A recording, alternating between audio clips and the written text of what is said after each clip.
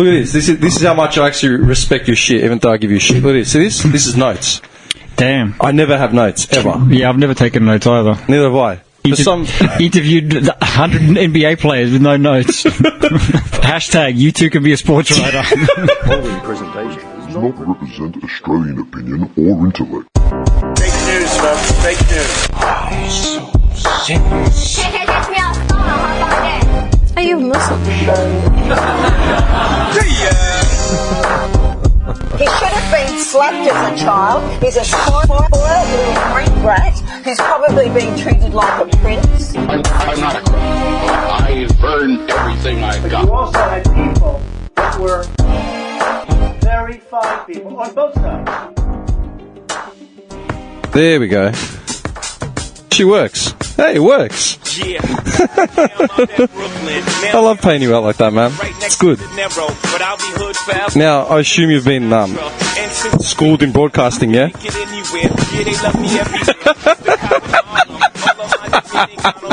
your second mistake. They're my luck. Are you serious? Some professionalism, please. Again. Alright, Pusti, I gotta say this now.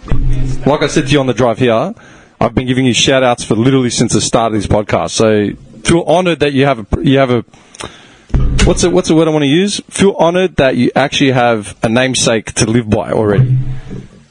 Gang. You've been saying it for like fucking 2 years, man. Alright. Do you remember what I've been calling you for like the last fucking 10 years? Nico? No, I've been calling you that since we were kids.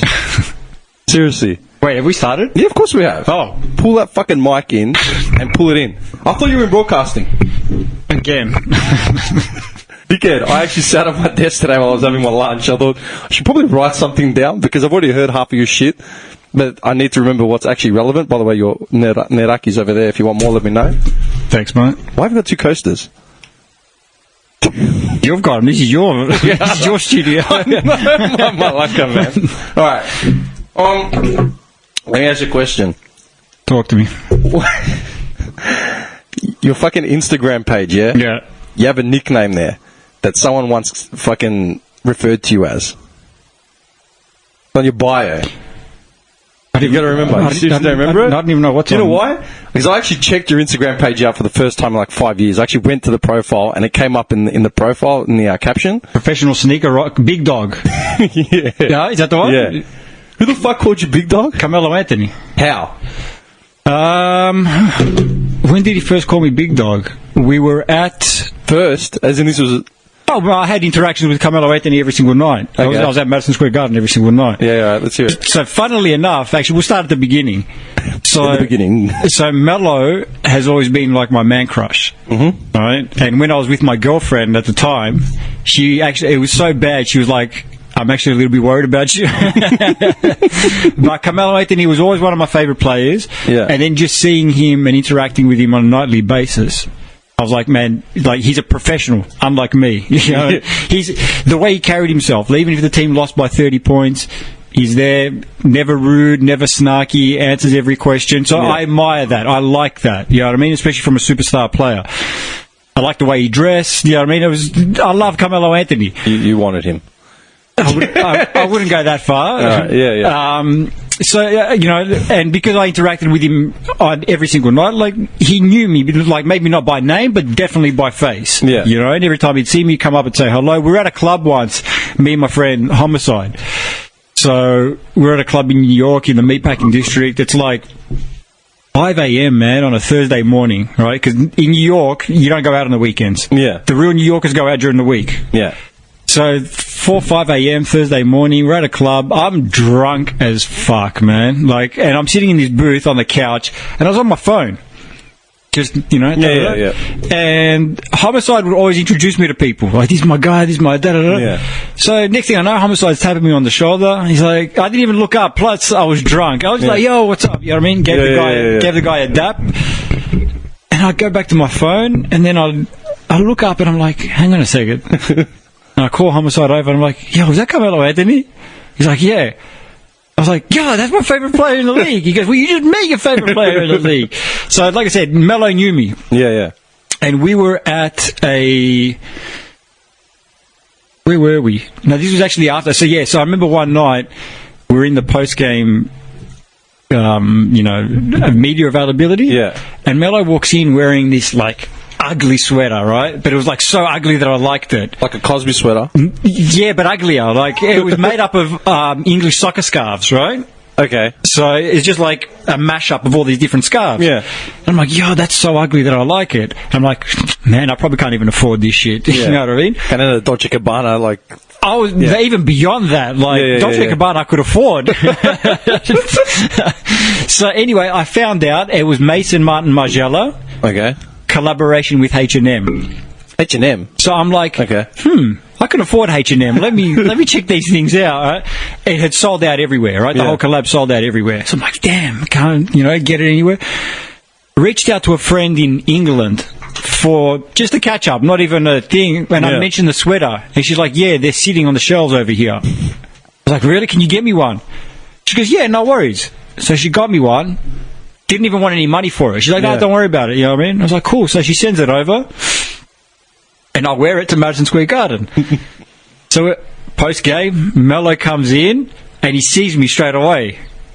He's walking up, and he's like, Mason Martin Margiela. And I'm like, you know it. And he goes, okay, I see you. And I was like, yes. You would have been creaming your pants, I was man. like, yes. That's pretty tough. So that was like the first thing. And then, like I said, he used to see me, but we were at a wear test. Yeah. Because, all these companies, the shoe companies, used to invite us to... So Jordan Brand invited us to test out the Melo 13. Yeah. And they did the launch.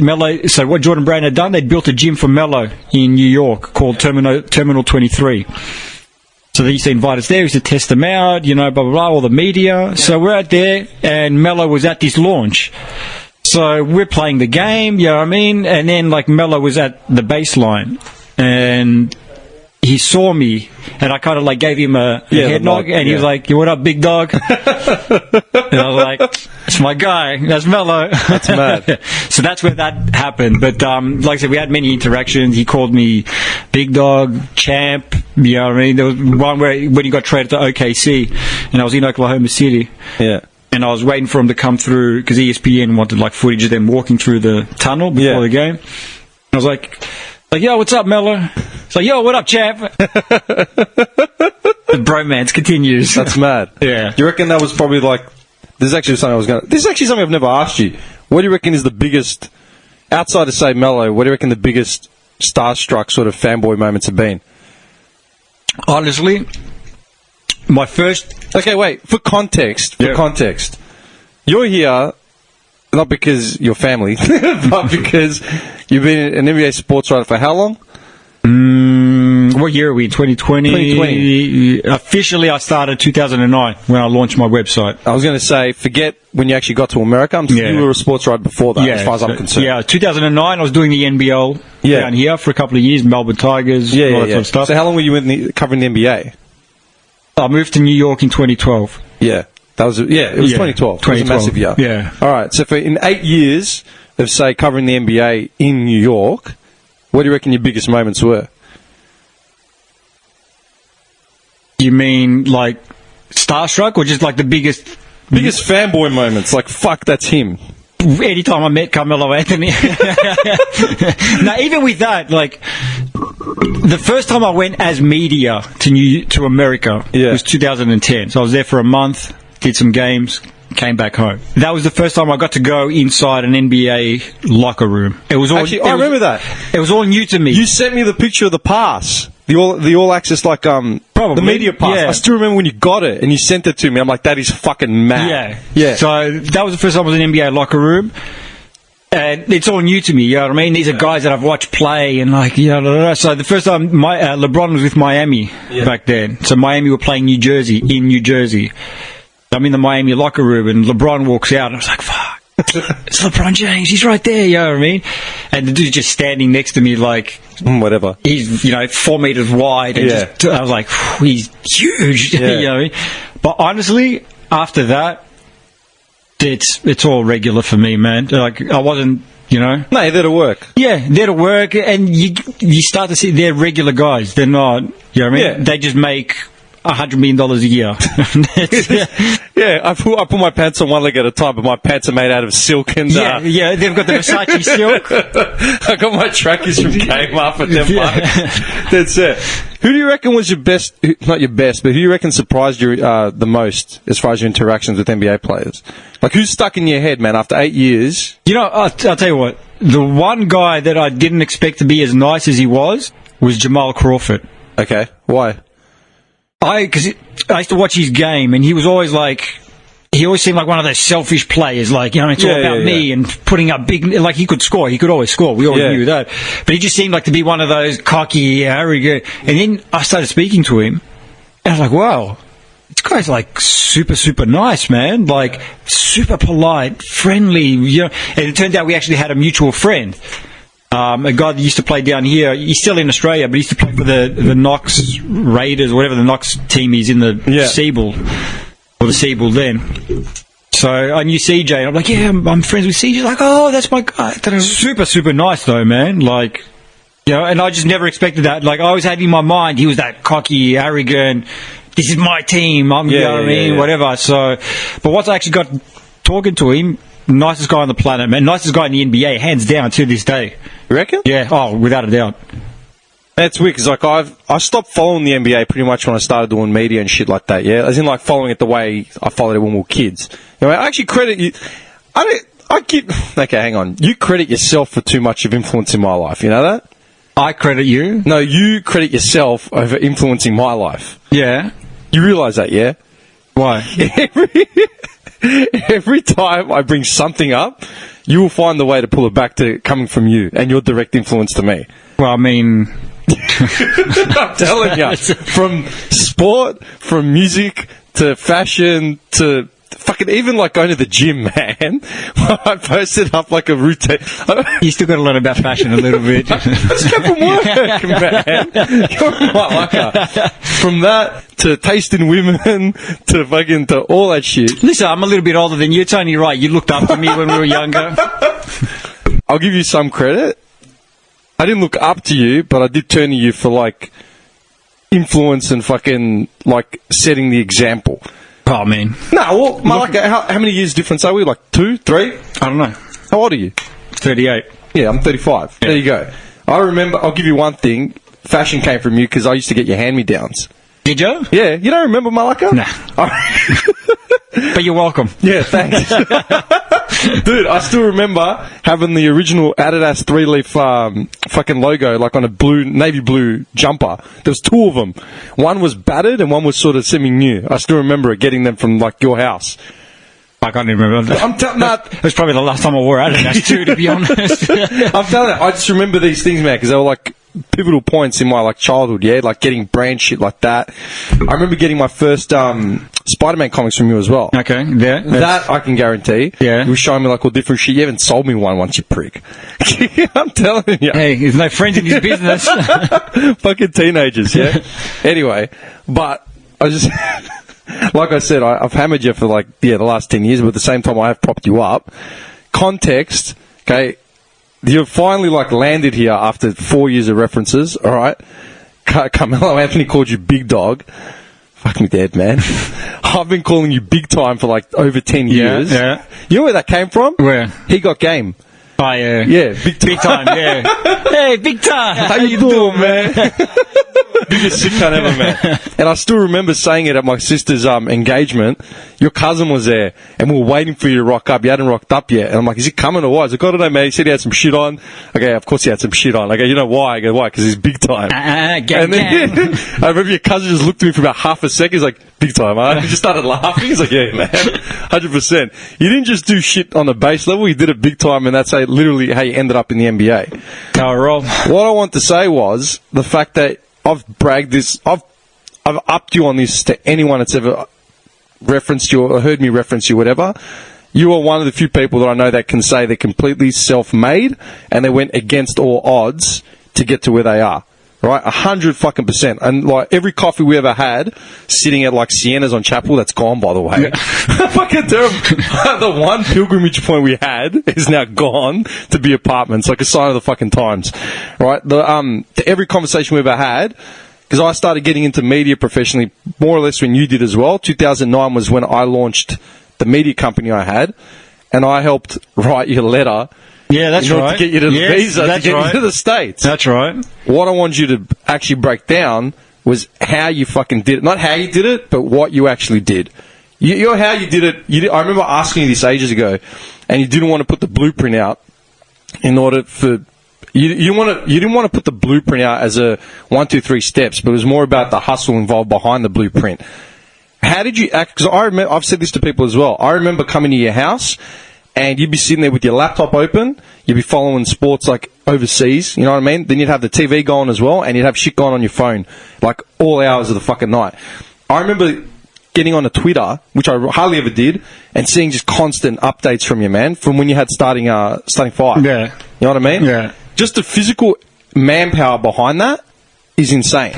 I can barely be fucked signing into Twitter now to do updates of the podcast. I can't. I'll tell you, if you asked me to do all that now today... No, you wouldn't. I wouldn't. No, because I've got ventures now that I'm trying to kick off, and people are like, why don't you promote it more, this and that? I'm like, man, do you know how much work that is? Yeah. I physically don't have the time. I'm working full-time, I'm running a business, I'm doing this, I'm doing that.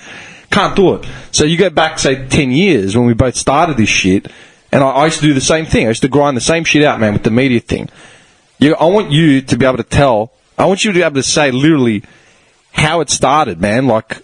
Because I had no idea. You just starting 5 from nowhere. Yeah, well, not from nowhere, kind of nowhere. So, before that, in 2004, 5, I don't know, something like that, I did a personal training course, right? So, I'm also a qualified personal trainer. Are you serious? Yeah. I didn't actually know that about you. So, every time you used to... Your key go-to was like, anytime I used to post a picture of either the gym or like something to do with fitness, you'd be like, I gotta come and teach you. I was teaching people how to lift weights before you even joined the gym. Facts. So there you go. I had no idea. Yeah. I had no idea. So I did that, right? And then I was working at this gym in Blackburn. I forgot the name of it. It's probably a pizza, what's it called? A Macca's now. Yeah, probably. So I was working there for a little bit, right? Yeah. Clients coming in.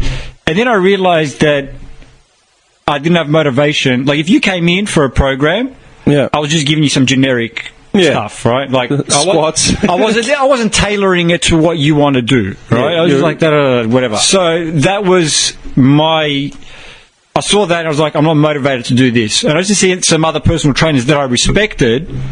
They used to because I used to get programs off them. Yeah. They would nah, we're tailoring this to you. This is what you need to do for this. This is going to work, blah, blah, blah. I didn't have the motivation to do that. You know, I wasn't into it. Yeah. I realized that I like training more for me than I did for helping others, right? Man, when I go to the gym, people are like, oh, do you want to do work? I'm like, no, I don't. I do my shit, I get out. And that's it, you know? So I enjoyed that for me, not for anything other. So I was like, this is not really what I want to do, you know? And I started doing a journalism course when I got out of high school, and I dropped out after, I don't think I even lasted 6 months. Okay. But then I was like, I want to do something that I love. And I was always good at writing. Yeah. You know what I mean? I couldn't add up 2 + 2, but I could write 1,000 words, no worries. Yeah. So I was like, all right, I want to write about basketball, because I've always loved basketball. How am I going to do that? And at the time, there was, I don't know if you remember, Handle magazine. Handle? Yeah. No, that's a cool name, but... It was the only Australian basketball magazine out at the time, right? It was like monthly or every 2 months, something like that. I can't remember what it was. How can you have a basketball magazine every 2 months? Because even monthly? Well, monthly, yeah. Back then, I get it. You know what I mean? But too much, the Australian market is small. You're not going to sell that. You can't put it out weekly. You know what I mean? So I hit up the editor. I said, hey, I haven't got any qualifications, but I want to write for you guys. I want to, not knowing the industry, as in that full-time jobs, even back then, were not readily available. Yeah. He's like, oh, man, just send us some work, and if it's good enough, we'll publish it. I said, all right. So this was 2008, because the Olympics were coming up. My first article was, believe it or not, Carmelo Anthony for the Beijing Olympics, right? It wasn't long, maybe 800 words, if that. 800, yeah, something like that, anyway. So it got published. And then the editor said to me, look, you got to build up sort of your portfolio thing, and then we'll talk about paying you, because I wasn't getting paid at this point. Standards, we always do work for free. Yeah. So I did a couple more articles, blah, blah, and he said, So again, this was all online. I hadn't put anything in the magazine just yet. Then there was one issue where I was going to get paid. I had 2 articles ready to come out in the magazine. And he emails me and he's like, man, I hate to tell you, we've gone under. We can't afford to put the magazine out anymore. Blah, blah, blah, blah, blah. And it was an article on Shaq, and I can't remember who the second one was. Damn. Shaq in 08, was he still playing? Yeah. Shaq played until like 4 years ago. That was the biggest shocker for me. Oh, wait, he was still at Miami. Because I felt like or I he said, just gone to Phoenix, I can't remember. I basically fell off with the NBA pretty much after Kobe got drafted. Yeah. Right? Kobe's first season, bad. We'll go into that in a minute. But pretty much, I remember one of my last basketball almanacs that I had Kobe's draft. Almanacs. Do you remember them? Yeah. The fucking almanacs. I got 2 of them. I haven't heard that word for a while. I've still got 2 of them at home. Back to the Future too. I've still got 2 of them. And I remember in the second one, it was Kobe's draft year, so he was listed as a college player. Pretty much 2 seasons after that, I stopped following the NBA. That's when I started doing music and media and shit like that. And then I remember after a period when basketball started blowing up again a bit, I remember looking back at like just the roster, and I remember seeing Shaq playing in like Miami, and like all these players, all the guys we grew up watching, like as kids, they had all traded off. Like Pippen had gone to Houston, and what was it, Portland or something? I can't remember. Yeah, Portland. Yeah, and I was like stunned. I'm like, what the fuck? Like, how do these heads that we grew up like watching have all shifted from their franchises? And that blew me away. After that, I sort of got sour on it. You know what I mean? That's the NBA shit, you know. Now it's bad. Yeah. Now it's like, I remember you were telling me about Derrick Rose once, and you were talking about how you brought him up once in a convo like 3 or 4 years ago. I'm like, oh, is that Chicago? No, it's not Chicago. He's gone. And I was like, he's with the Pistons this year. I didn't even know. I was like, wait, Derrick Rose plays for Detroit? Like, when did this happen? I know, that's what I mean. It's ridiculous now. Anyway, carry on. Your first articles are about Shaq and I can't remember the second Handle. one. Yeah. Yeah, so he said, we've gone under, we're not going to put the magazine out, blah, blah, blah, blah, blah. So I said to him, I go, listen, everything's digital now. Like, let's do an online magazine. Like, let's go partners. You know, I was willing to invest some money if that's what it took. Let's do this thing online. And he didn't want to do it. Why? He's a print guy, right? Like, he's a young kid. I think he's around my age, which I didn't know at the time. I thought he was older. But he's around, because I ended up meeting him years later. We hadn't met at that point, because he was based in Sydney. I was in Melbourne. So he's a print guy. Like, he really wanted a magazine. You know what I mean? He didn't want to do it. So I was like, all right, fuck it. Yeah. I'll launch my own. And that's where Starting 5 came from. I was like, how am I going to do, you know, things? So that's where it started. So the thing with Starting 5 was I wanted to document the culture of basketball, on court, off court. As you know, I'm a sneaker guy. Yeah, I mean, I love. So it was the sneakers, the fashion, the music, NBL, NBA, whatever was involved with basketball. I wanted to document it, and that's how Starting 5 started. You know how fucking hyped I was when you launched it? Because I remember you telling me about it. And I remember your business card, man. And I remember just seeing... I just found 3 boxes the other day of my business card. There's like 10,000 of them. I'm pretty sure I still have my old compendium that I had for those media days, and that card's still sitting there like in the top, man. I've got about 10,000 if you want more. Mad. I'm gonna make my old phone number, 0419 990 841. Don't message it because I don't have it now. So I still remember seeing that name. I thought that is one of the best names I've ever seen in my life for basketball. You know what I love the most? The back of the card. Yeah. Because if you remember the logo, it was like a shadow of a basketball player with the shorts holding a ball. And it used to just say documenting the culture. I thought that was dope. It is. I thought that was dope, yeah. You still own that domain? Or have you just let it go? I still got it. Okay. That was still being updated up until about a year ago. What, the site? Yeah, fuck yeah. Really? Yeah, I even had a mate of mine, funnily enough, Aussie bloke, comes to New York, because his wife got a job there, so he came with her, and he was a photographer. While he was in New York, I couldn't get him into any games, right? Yeah. Not under Starting 5 anyway. Even though I was still going under ESPN, I was with ESPN at that point, I couldn't get him under Starting 5. But then he moved to San Francisco, because that's where his wife got a job. And I could get him passes to Golden State Warriors games. So he was like out there taking photos for me, doing interviews, articles. Towards the end, because I was so busy with ESPN, he was keeping Starting 5 alive for that last year or so. I thought you shut it down completely. No, it's still there. All right. Okay, so you went from that to Starting 5. And all I remember, man, literally was just the drive behind that. Was like 100. You were the 100% engine room, man. Sort of like the podcast is, yeah. Like everything from like the articles to the uploads to the tweets. Oh, it was all 100% me. There was. How did you do it? Not man? all of it. There was a couple of guys that used to write. Yeah, random. Yeah, but it wasn't. They weren't writing weekly or. Yeah. And there was one guy who used to write terrible articles. It's like I knew that was shit, but I was like, I just felt like I had to have a different voice other than mine. Yeah. They were terrible, though. Terrible. You still talk to the dudes that were writing shit? No. I mean, like we still kind of follow each other on social media. on something. I don't know what it is, but Yeah. I don't. Okay, just to put it in perspective, man. What was your average day when you were doing starting five? Because, like I said, I remember seeing it. I remember like. Seeing tweets in the middle of the night. So the good thing is, if you're in Australia, if you want watch NBA games, they're on in the middle of the day, right? Like East Coast games start at 9:30, 10. West Coast games 12, 12:30, 1, whatever it is. So you can watch them during the day. I was working at my cousin's restaurant at night, so I could do this during the day, So I watch the games, write my articles in the morning, blah blah blah blah blah. Obviously, I couldn't get exclusive content because I wasn't there. But that's why I was doing the NBL stuff, because I could get the exclusive content through the Melbourne Tigers or whoever it was. So I was doing feature interviews with NBL players, I had media passes for those games. I would fly to New York once a year. I was going there, I think one year I even went twice in 1 year. Obviously all at my own expense and all that sort of stuff. Getting some NBA stuff, coming back. And that's where I was like, I need to be in America to do this. I did NBL stuff for like 2 years. Launched 2009, 2010, 2011, I did the NBL stuff, and then 2012 I moved over. Yeah, because in 2011 we were both in New York at the same time. For vacation. July. Yeah. I caught up with you twice there. I think we went for Greek food, I think, didn't we? Nah. I called you about the Greek food. That's right. Your words were Stamatis Tavern. They didn't even bother going anywhere else. And you know what? It still is top 2. Yeah? But since I've been, and I obviously got to explore more since I was living in Astoria, as you know, Greek town, gang. Bakhari.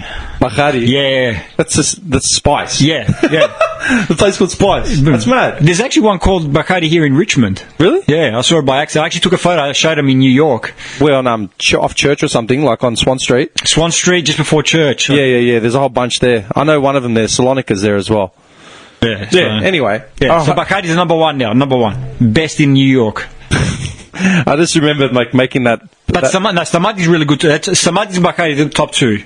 All I remember was like we're talking traditional, proper. Yeah, proper. I remember I called you because we were taking these 2 English birds out from London that hadn't ever had Greek before.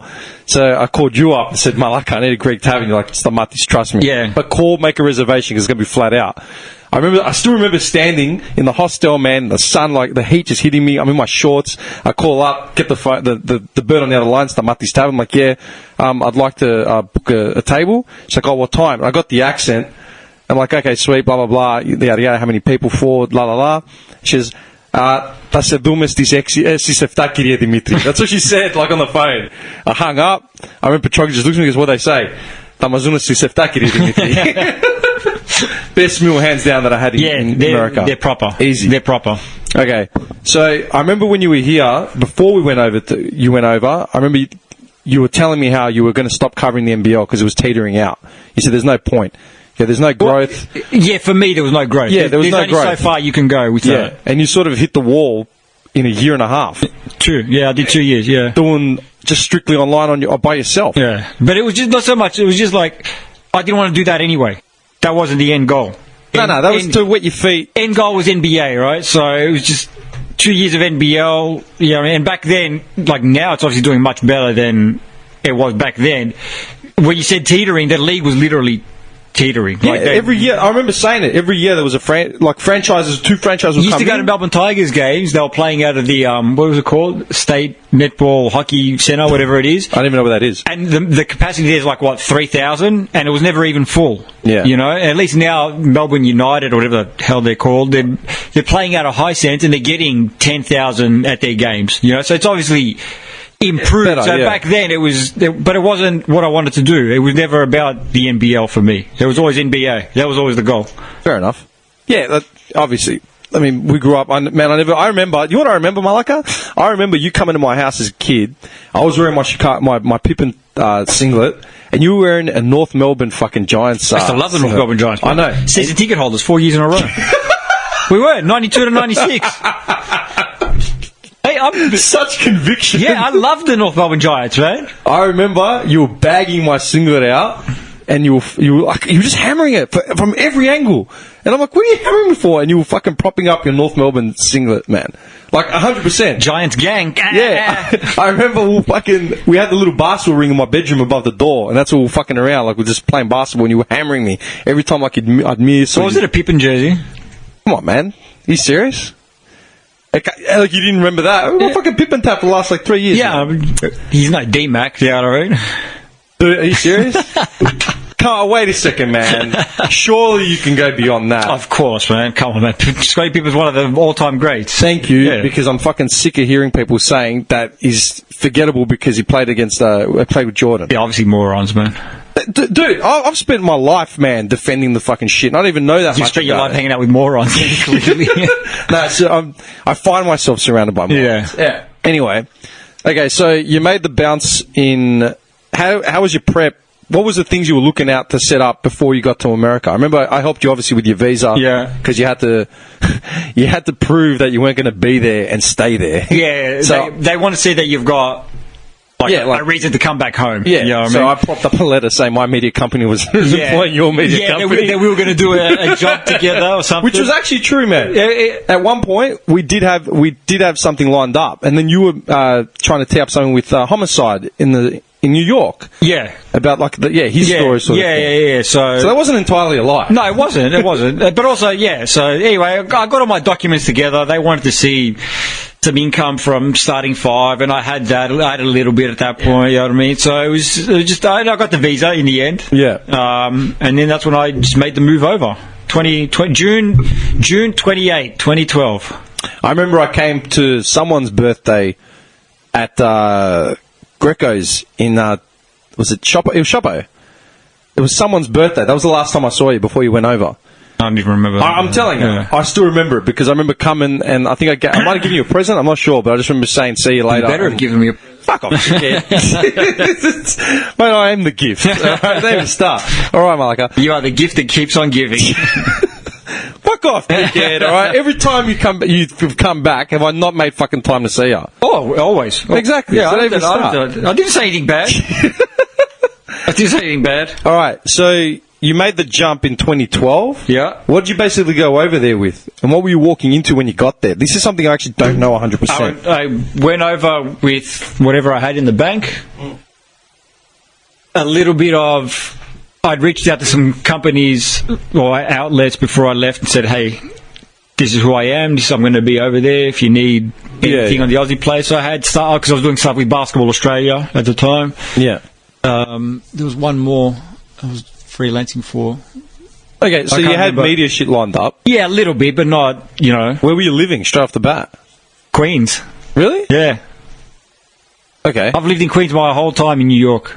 I wouldn't live anywhere else, to be honest. All right. I actually didn't know that. I started out in Kew Gardens, which is pretty far out. Yeah. I was with a friend of mine. She let me stay with her until I could sort out, my own place. Yeah. Then I got an apartment. I was subletting from someone for a few months in Sunnyside, which is like halfway down.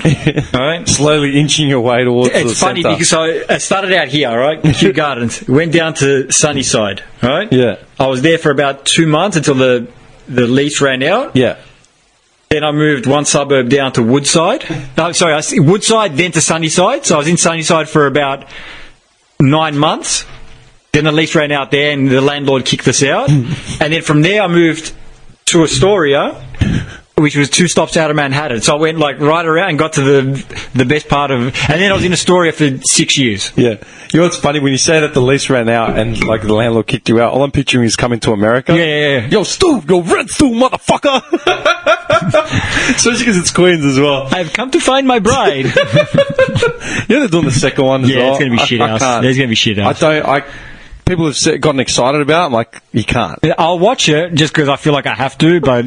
I feel like I'm going to do what I did with Dumb and Dumber 2. I walk in, I walk out after 7 minutes. I can't stand Jim Carrey, so I never watched it. How can I stand him, Jim Carrey? He's shit. He's joking? Yeah, he's shit. Nah, Yeah. I can't. Just like Adam Sandler. I can't stand Adam Sandler. Adam Sandler, I watched Uncut Gems. Did you see Uncut Gems? I've got it at home. It's good. First and only Adam Sandler movie I've ever I liked. downloaded it and got ready to watch it. I don't know if I like it because it's the NBA element or if it's, you know what I mean, but it's good. I enjoyed it. I had a mate of mine, these Georgians, these Ukrainians and Georgians, man. We went to lunch one day and they were talking about it. It's like, you watch the movie, you're waiting for something to happen in the movie. Then nothing happens. And you wait and you wait. I give it another half an hour. What do you mean nothing happens? And nothing happens. Like, that's how they explain the movie. What's the story? No story. No. Malaka, I'm telling you, that's how No they described it. They just said nothing actually happened. What did you do today? I got up and came to work. There you go. Yeah, That's a a show. All right. So, okay, hang on a second. So, at this point, your first year, you just were basically you were freelancing. But I was trying to build up Starting Five as well. I was still working on that. Like I said, there was a little bit of advertising dollars coming through, but it wasn't huge. You were still working though, weren't you? Mm-hmm. What were you doing? What do you mean still working? When you were in New York, Yeah. before you jumped ship to sort of full-time journalism, weren't you still working though? In New York? Yeah. No. Yeah, you managed to avoid it? Yeah. Really? Thankfully, yeah. Because I remember you were talking about it. Well, because things were tough. Like, I wasn't doing it easy, you know, like, especially freelancing and, you know, it wasn't, but I chewed up a lot of savings, man. I had quite a bit of savings, but I chewed up most of it. That first sort of... The first couple of years, yeah. Yeah. Like, there was money coming in, but it wasn't enough. But there was more going out. You know, right? Yeah, like when you're starting your business, you got to have the bank to sort of push on for the first year or two. Yeah. Okay.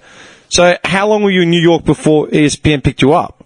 3.5 years. How did you actually break that? As in, how did you make the jump? Just knocking on the doors? I always wanted to work, so especially in Australia, right? You're limited if you want to do this. You're limited as to who you can work for, right? Yeah, for sure. There's ESPN Oz, there's Foxtel, and only recently, like the last 2-3 years, there's NBA Australia website, right? Yeah. If you want to become a basketball writer, no one's paying you to be an NBA writer in this country. You know what I mean? Oh, they don't pay you to do anything creative here. But especially to be a niche guy like that. Right? 100%. So I knew ESPN. I was talking to ESPN and Foxtel. I was going back and forth, like emailing them both. Hey, this is who I am. This is what I could do. Foxtel were kind of leading me on, and then it didn't really happen, and then I couldn't get into ESPN. Like, so funnily enough, right? So I was emailing guys at ESPN. So when I went over in 2008, which was my first time ever in America, I went to the offices of the vice president of ESPN on 66th Street, who's actually still with ESPN to this day. I got his details because he'd gone into my cousin's restaurant one night, the whole ESPN crew. And my cousin had told him, man, my cousin wants to go to America, blah, blah, blah. And he gave me his card. He said, tell your cousin to give me a... Yeah, just one of those moments, yeah.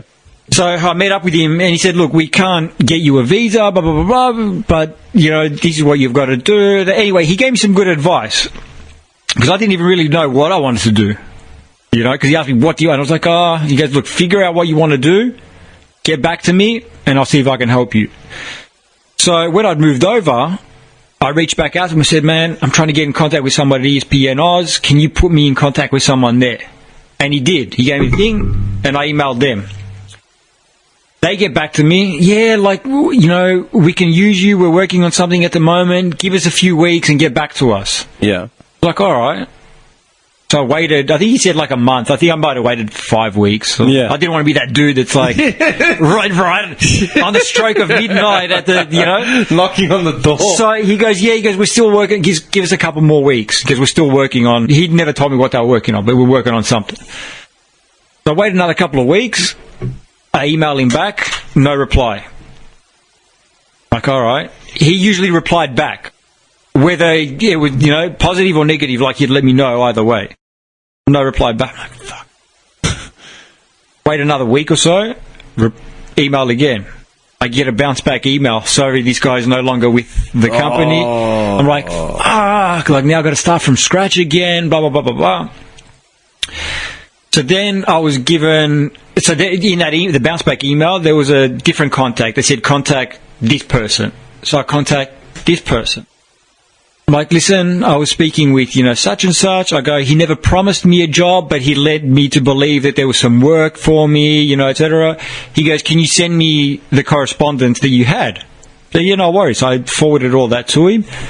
He obviously saw that it was legit. I wasn't just making it up. He goes, all right, talk to this person. So he's referred me on to someone else now.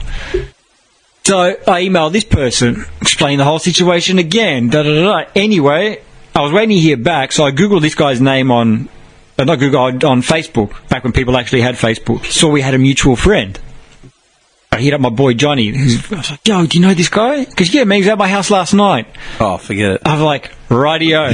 Okay, do me a favour. This is the situation. I'm trying to get in, but put in a good word for me. Because, yeah, man, I got you. So then I started talking to this guy, you know, blah, blah, blah. He goes, look, we're redesigning our site at the moment. He goes, there is no ESPN.com.au. It's being redesigned. They were doing a worldwide... Like an overhaul rebranding. Worldwide. Yeah. So each region was getting it done one at a time. Yeah. Australia took forever for whatever reason. It took over a year. So the whole time it was like, that's when I was like, fuck, this is not going to happen. You know what I mean? I was actually thinking about coming home. I was like, nah, these guys are leading me on. I was ready to come home. I actually did come home, but for a vacation. It was the end of the season. So I come home in July, whatever the hell it was. I was, funnily enough, I was at the MCG, Hawthorn Richmond, right? I was there with a mate of mine who was working with the Richmond Footy Club at the time. I look behind me. Who is it? The entire ESPN Australia crew. Back. I was like, oh, shit. I didn't actually know this at all. So I went up to my guy that I knew, right? Yeah. Yo, what's going on? Da-da-da-da.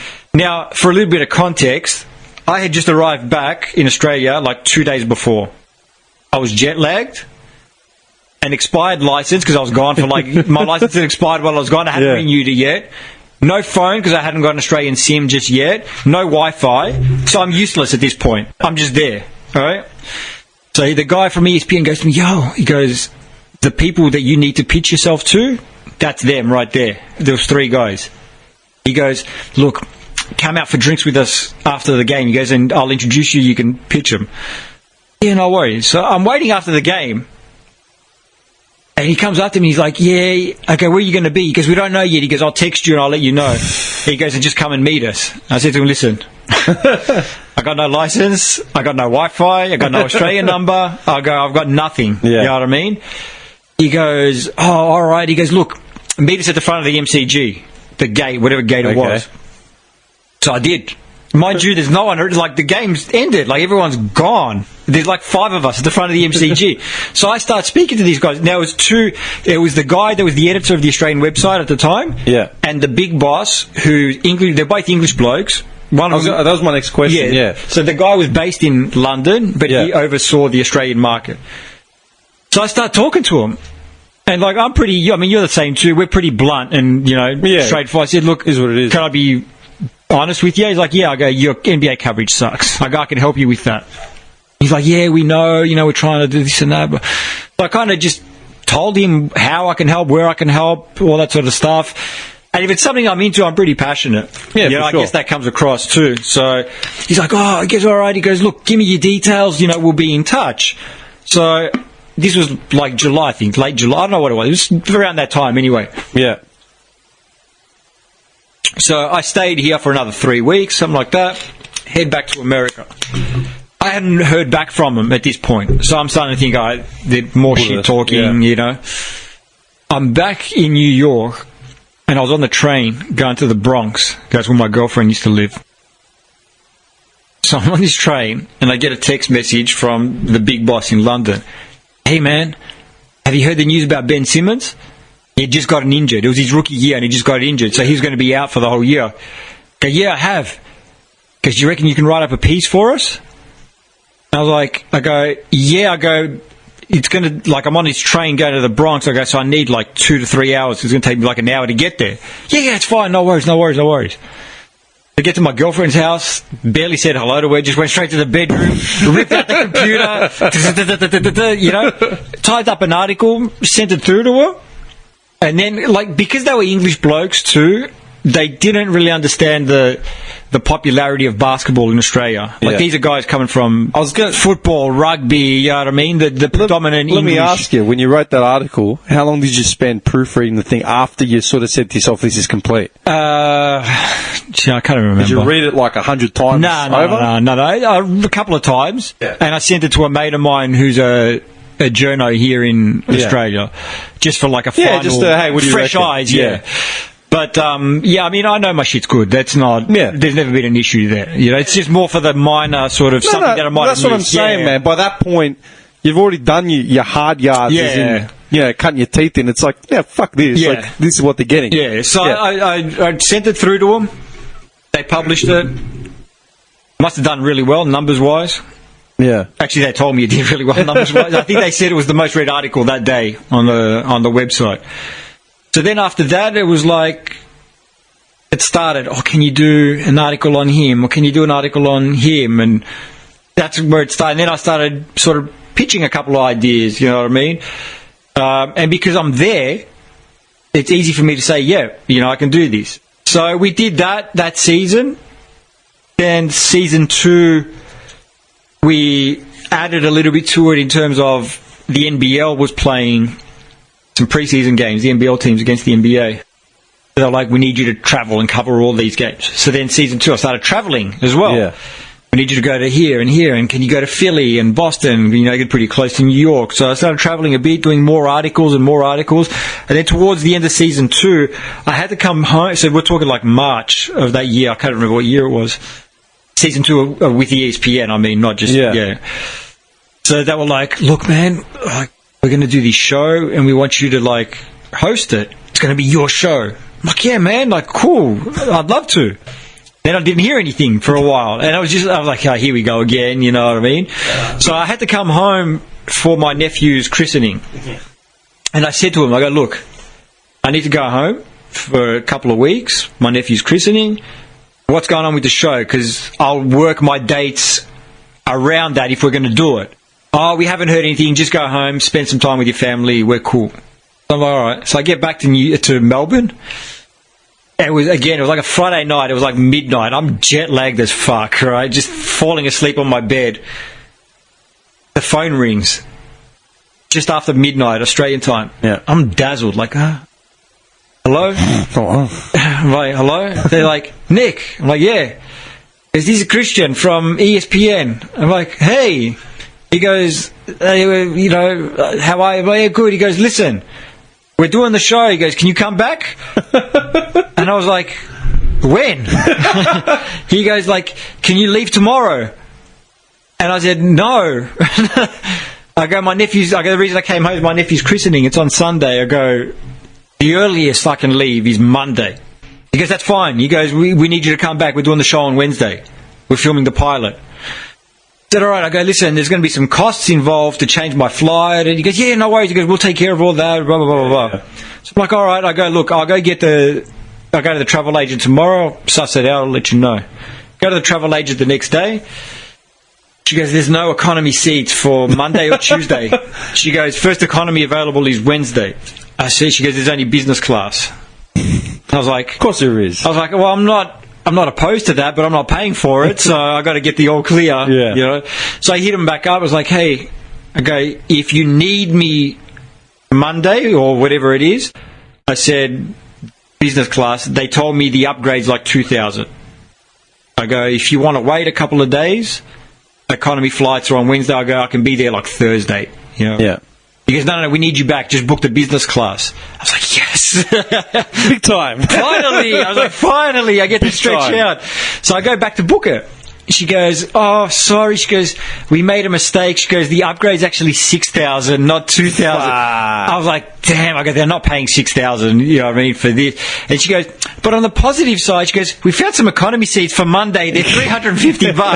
I was like, give me the economy flight. So I go back to New York. I left Monday morning. I get back to New York Monday night. Yeah. By Wednesday morning, I'm in Bristol, Connecticut, filming pilot for Ball or Nothing. I met my co-host the day before the show as well. You heard of him before? No, I hadn't. They told me about him. They said, this is who you... But I hadn't, seen his work. I didn't know who he was. Lucky he turned out to be, the most amazing guy to work with, and he's become a really good friend, too. So we had some good chemistry. And then we just started with the show, man. And then after that, we did the whole playoffs. We were doing 3 shows a week. Playoffs started...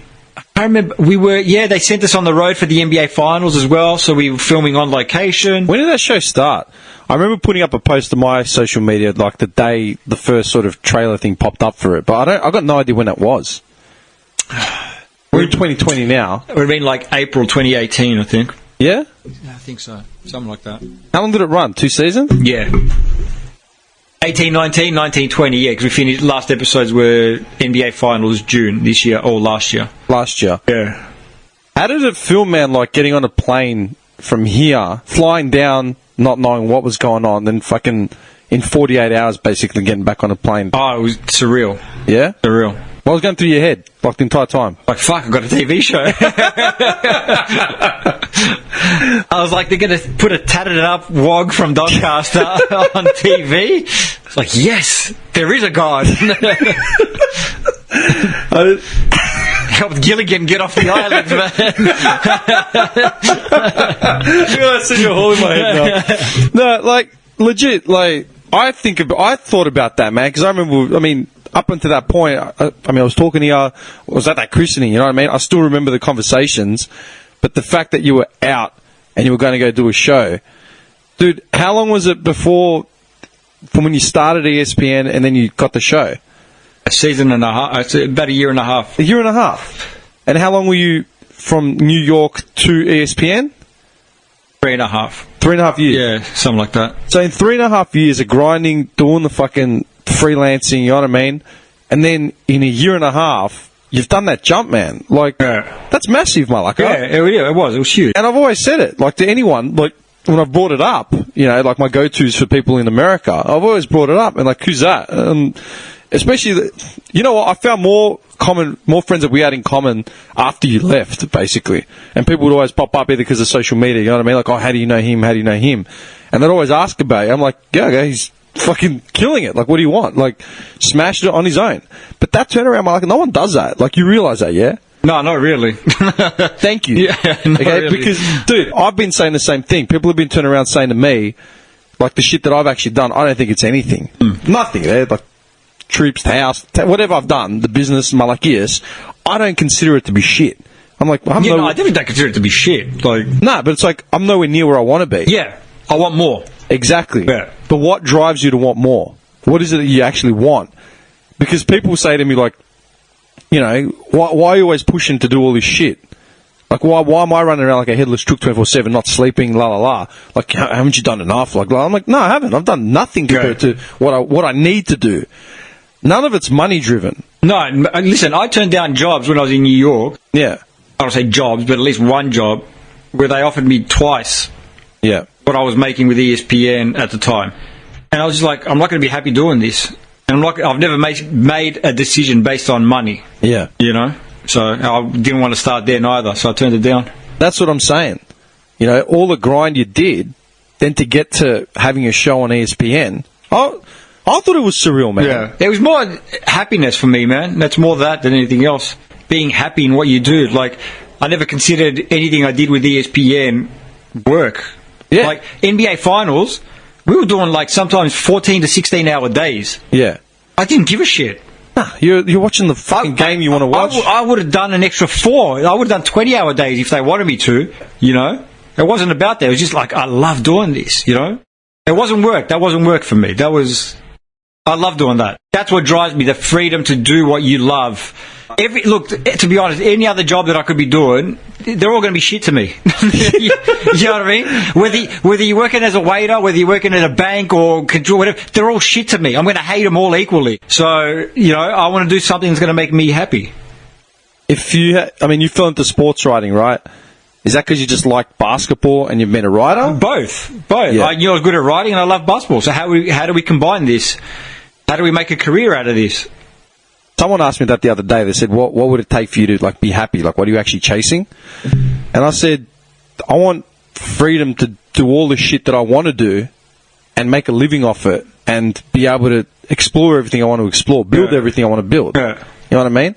Okay, even if I had $1 million, I'd still be doing a podcast probably from this fucking room. Yeah. I'd probably deck out a few things a bit better, but maybe get rid of the coronavirus in here.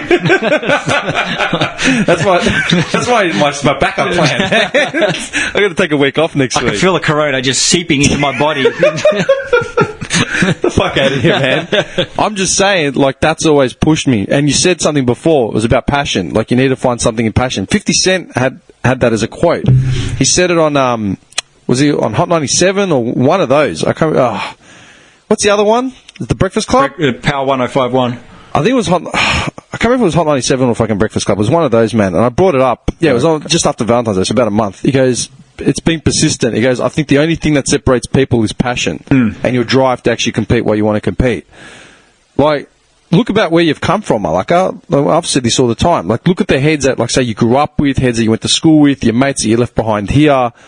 How many of them have turned around and congratulated you on everything you've actually done? A lot of them. Yeah? Yeah. Would you put that down to them being just decent people, or would you... My real mates, yeah, that's because they really want to see me, happy. How many people came out, like, after the fact of, like, say, you... I've got to say, I've always had some positive, whether it's people that I know, like, close, or just people that knew me through social media. Man, most people have been pretty positive, man. Yeah? Yeah, most people be pretty positive. I can't remember too much hate, if any. Good.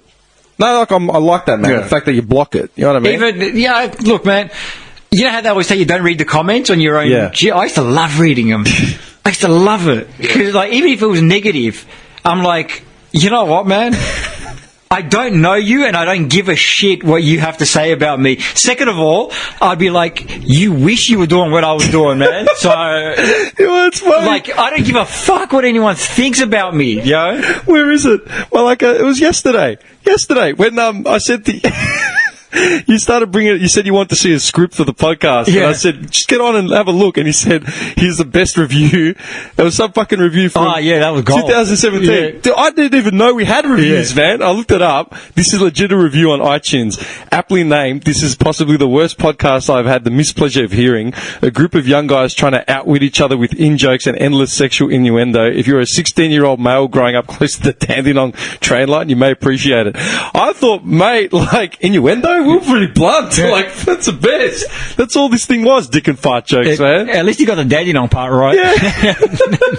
I just laughed like this malaka actually listened to this shit. That's the thing, these people take the time out, you know what I mean? Like, I've never heard nothing you've ever done, dumb cunt. I don't even know your name. That's the thing, like, all these people that are like creative, like, dude, you're fucking sitting in your bum's basement in Bayswater, you know what I mean? Like, you know what I mean? Like, hey, whatever makes you happy, man. Like, if that's what you got going on in your life, man, go on. I'll be honest, that's probably rock on. With that's a subliminal influence you've probably had on me. Only because I can't attribute it to anyone else. By default, you actually get that trait, man. From me, that's something I probably picked up from hanging out with you, because you're one of the epitomes of fucking smart assness. I had to fucking try and stay up and like neck and neck with you for as long as I could, given the fact that you're like a couple of years older than me as well. I'll give you that. Okay. I'll take it. But the thing's like, I dish it out, but I can take it too. You know what I mean? Like, look, with us, it's banter. You know what I mean? If it's a stranger, like, people get offended by words. You know what I mean? Like, oh, you called me this. He said, I don't give a fuck, man. Like, you can call me whatever you want, man. Yeah. Like, you're not paying my bills. You've got no influence on my life. Like, why do I care what you have to say? I said that to someone exactly, those exact words. Like, I just don't care, man. I just don't care. Like, I think most people are losers anyway. So you know what I mean? Like, they're not on your level, man. Like, I really just don't give a shit. You know what I mean?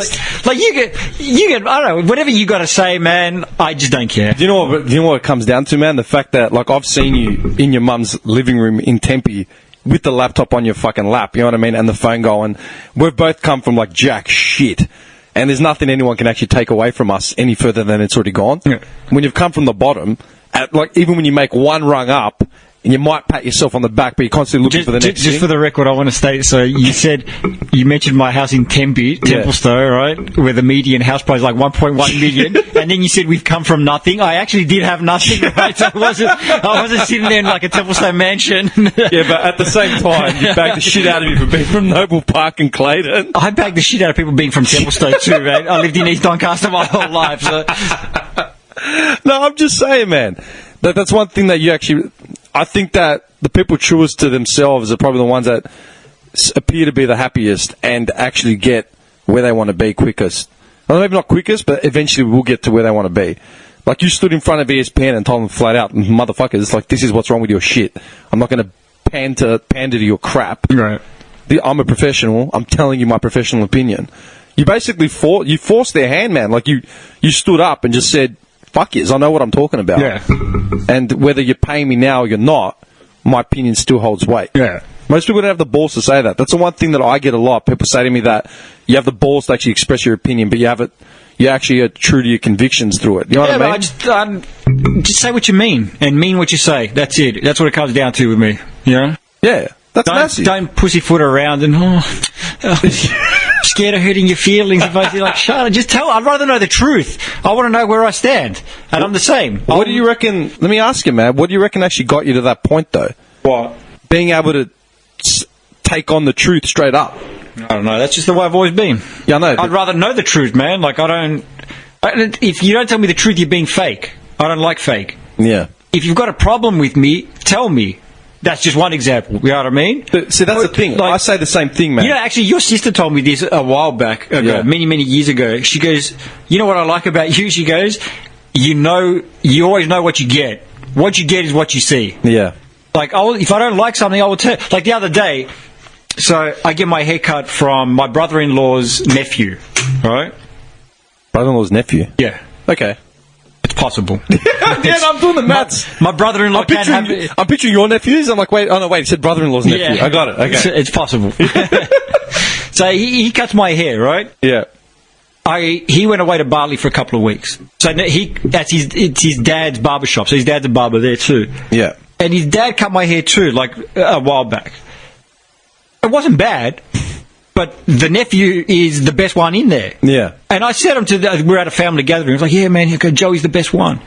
And they all started laughing because I thought I was taking the piss out of the old man, saying that his haircuts weren't good. Yeah. I said, I'm not taking he's good, but the son's better. Yeah. You know what I mean? Like, I'm not going to lie to you. Like, the son's better. And they were laughing. They were like, oh. And they thought I was taking the piss. But I will tell you, man. Like, you know what I mean? Like, I got my haircut from the Greek guy there. Fucking Olympiacos fan, too. And it wasn't bad. But it wasn't great, you know? Like, I will tell you, like, if you said to me, what do you think of my shirt? You already bagged me out. You said I need to step up my fashion. You know what I mean? But I came from work. But like, I'm looking at and I'll tell you, like, the thing is, someone asks you, what do you think of this, right? And if you tell them the truth, I don't like it. Oh man, so did you want to hear the truth, or did you want me to pander to your shithouse shirt? Like, which one did you want to hear? Because if you just wanted me to pander, then I'm the wrong person to ask. I think with me, man, it comes from like people are like, why are you so fucking blunt, blah blah blah, or why.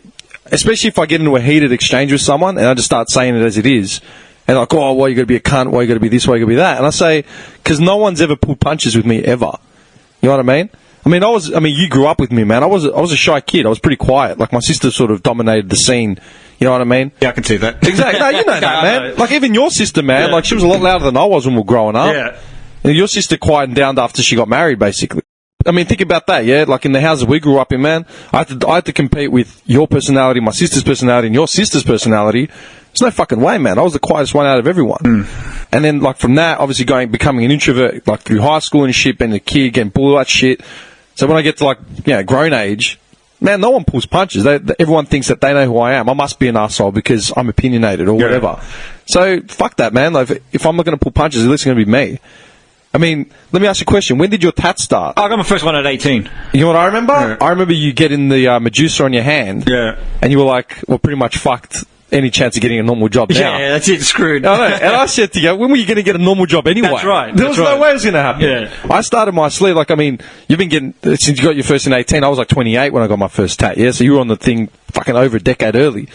And when I got my first shit, all my stuff was covered, yeah? I started the sleeve about 2.5 years ago, and I was panicking, man. Like, full fucking, like, never been nervous about a tat, but when I started the sleeve, I was like, fuck, look, what am I doing? I remember when I got the graffiti on my forearm. Yeah. 2002, 3, anyway, early 2000s, I can't remember when. Yeah. And everyone was like, oh, man, you're never going to be able to get a job now. Yeah, and I was like, it can be covered, right?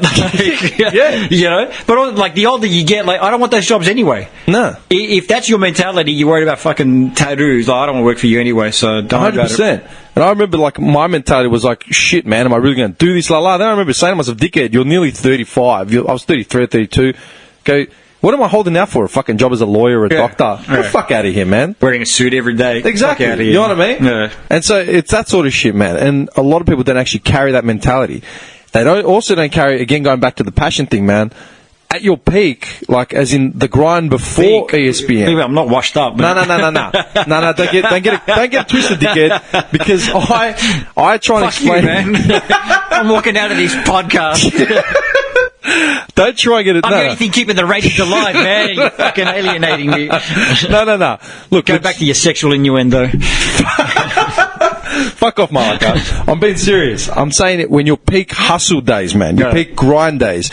I'm pretty sure once you get a show on ESPN, you're still working. But they were actually encouraging me to show the tats. So my first episode, at this stage I already had the Medusa on the hand. Yeah. You can't cover this up unless you wear gloves, right? Can you imagine that? Malaka with gloves in the studio. But I was wearing a button-up, right? Yeah. And I had the sleeves thing. And the guy that was in charge, an Aussie bloke, he goes, nah, mate. He goes, show off your tats. And I was like, yeah? Bet. Yeah. Watch next episode. Down to your singlet. And your jocks. Of those muscle singlets that comes down to like gold team. Yeah.